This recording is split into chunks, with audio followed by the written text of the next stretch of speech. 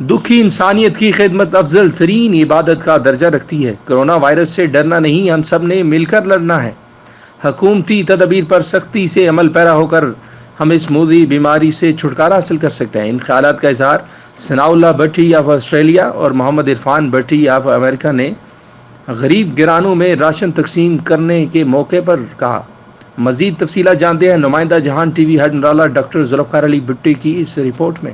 دکھی انسانیت کی خدمت افضل ترین عبادت کا درجہ رکھتی ہے۔ کرونا وائرس سے ڈرنا نہیں، ہم سب نے مل کر لڑنا ہے۔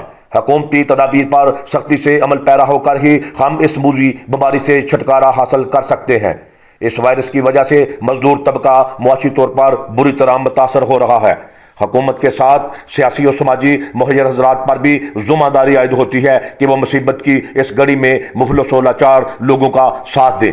ان خیالات کا اظہار Sanaullah Bhatti of Australia, Muhammad Irfan Bhatti of America, Shahbaz Ahmed Bhatti of America, Tariq Mahmood Bhatti اور زیرت عرفان بھٹی نے اپنے ڈیرہ چوک پور ہیڈ مرالا میں تقریباً 15 دن سے لگاتار غریب گھرانوں میں راشن، آٹا وغیرہ اور لاکھوں روپے نقدی تقسیم کرتے ہوئے کیا۔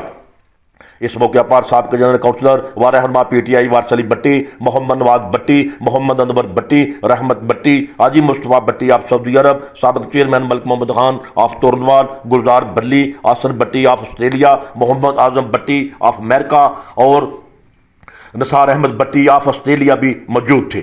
محمد عرفان بھٹی آف امریکہ نے کہا کہ اس وقت پورا ملک کرونا وائرس کی وجہ سے شدید مشکلات کا شکار ہے۔ حکومت اپنی جگہ کام کر رہی ہے، ہم سب کو بھی چاہیے کہ حکومتی اقدامات پر سختی سے عمل کریں۔ لاک ڈاؤن ہم سب کی بہتری کے لیے ہے، جس کی ہم سب کو پاسداری کرنی چاہیے۔